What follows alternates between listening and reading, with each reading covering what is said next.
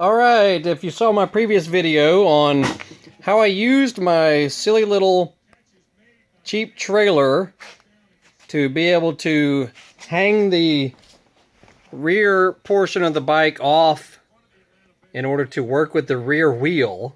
You know, if you've got one of these Harley touring models, you know good and well that unless you want to disassemble the entire rear end of your bike, it's not the easiest thing in the world to remove your rear wheel. You know, because you got exhaust pipes, you got saddlebag frame, you got shock absorber, you got fender.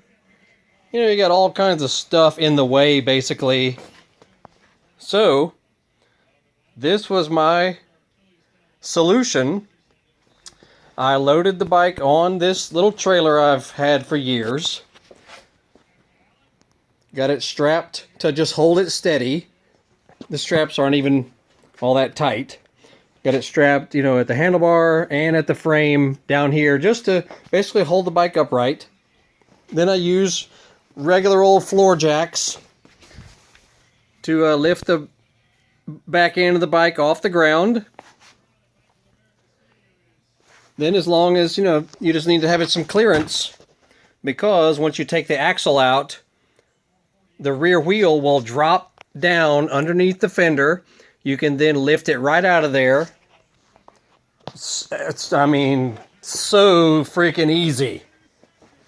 Same with putting it back in place. Now I used, you know, I got a little mini bike stand and a wood block to hold the wheel steady, because these, you know, these wheel assemblies are heavy.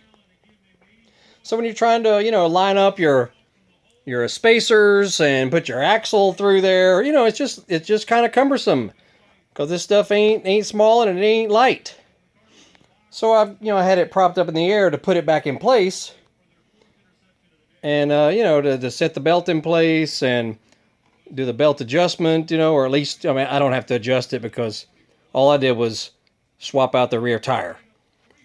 But I'm telling you, if you have a way to do this, you can load it on your pickup truck. Just hang the rear end of the bike off of it, where the upper shock mount is basically right at the edge of whatever thing you're loading it on. Then just gently strap it and hold the bike upright. Use some floor jacks, lift it up in the air. You got plenty of room to get that rear wheel out from under there. It's worth a try if you've never done it this way. Because I've worked at a Harley shop before, and it was not pretty how they were having to lift the rear end of the bike way up off the ground just to get the rear wheel out from under there. So, that's my solution. Give it a shot. It may work for you. This is a 2000 Road King. Got other videos on this bike, got other videos on some other bikes I have, and stuff we work on around here on a regular basis. So check out our other stuff. Subscribe, like, follow, blah, blah, blah. We're always posting something new and different, and it may help you out. So y'all have a good afternoon. We'll see you.